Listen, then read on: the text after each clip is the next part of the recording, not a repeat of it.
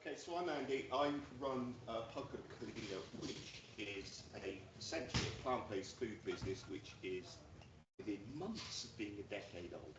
Um, in the early part of last year, I took over a cafe as part of the project with Vision 21, local environmental charity, Cheltenham Kings, called Planted.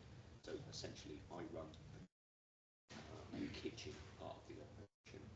They run loose food shop and various sort of rentable spaces that are available to community activities as well as environmental initiatives. So that's a kind of context to where I was when I made this grant application at the beginning of last year. Before we moved in, comes to that later because that brought its own challenges because I was kind of not making it up, but kind of doing things that building that I wasn't wholly familiar with at the time. So things did have to change. The main mission, I mean, as a business, things like dealing with my waste has always been a high priority, and it's a kind of well-oiled machine. All of my raw kitchen waste, so in other words, vegetable peelings, and as a plant-based cafe, they are considerable, obviously, goes into my allotment compost. Food waste is minimal because I am pretty sharp on portion size, management of preparation, and management of ordering. So the actual stuff that gets scraped off the plates is absolutely minimal on a weekly basis. It's about if I've got a food waste bucket, I don't know what they are, the borough council ones that I borrowed from my garden at home. I don't know what the stuff, but it's about half full. So it's kind of negligible, really. So that's always been a big thing. So when I moved into Planted, I took it over from the previous owner. Kitchen wasn't really fit for the way that I wanted to prepare things and the kind of food that I wanted to prepare. Some of the equipment was really aged, and as an working environment, it was also inefficient. So I looked predominantly around heating, as in food heating, and also dishwashing as areas that I needed to make improvement on, as well as some environmental initiatives, and also to encourage, because of the nature of Planted, to encourage some thought processes in our customers as well about sustainability and how they could take that back into their own homes in a variety of ways, from my point of view, into their own kitchens. So that's me kind of in the early days in the kitchen. I'll come to the later days later. There I am preparing food in my super efficient sustainable kitchen now. So a lot of you will find in a lot of restaurants, a lot of cafes, in order to heat things up for service. So pre-made things like, so for example, I serve things like arancini balls, pastries.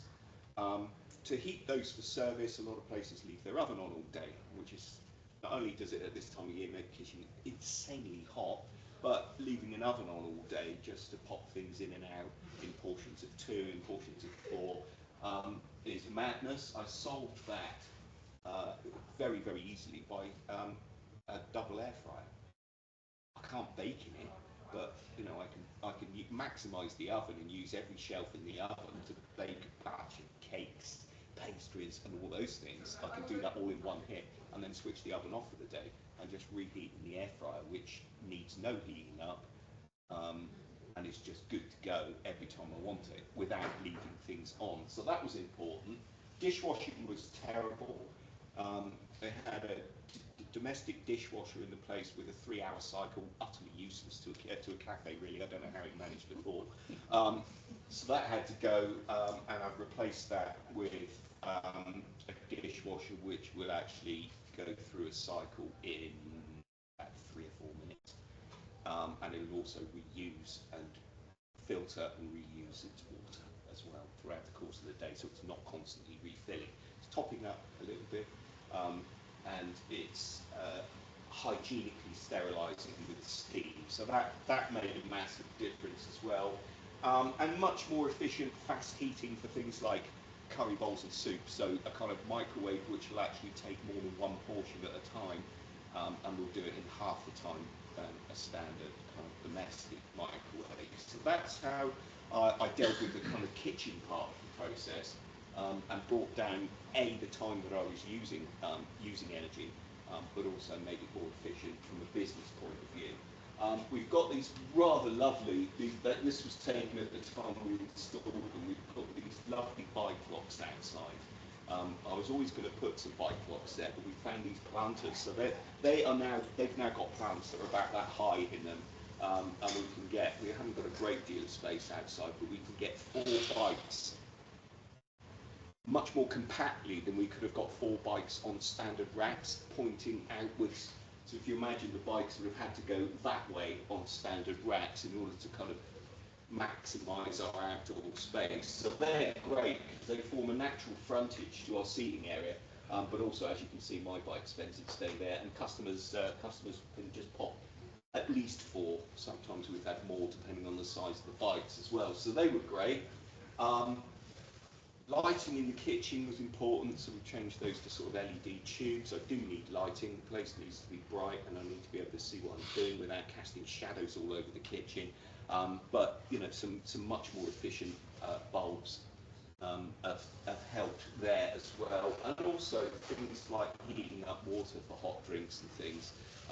So we're doing that now on a on-demand basis rather than having something that sits there all day long, kind of constantly reheating itself as the water level in it diminishes, if you see what I mean. So I've got hot water on demand, which is even better. So that kind of, what I can't do is provide fabulous graphs that tell me how magnificently I've done in reducing my energy costs, because it wasn't my kitchen to start with. And I don't therefore have a direct comparison. What I do know is that what I know about using energy in a kitchen is that we're doing okay. It is, as I hoped it would be, an energy efficient kitchen. And by modernising the equipment, that sort of helped as part of that process as well. Refrigeration was another issue I looked at, and just better fridges that are naturally more energy efficient when you buy them than the old ones that I inherited as well. So the budget was small. My budget for refurbishing the place was small.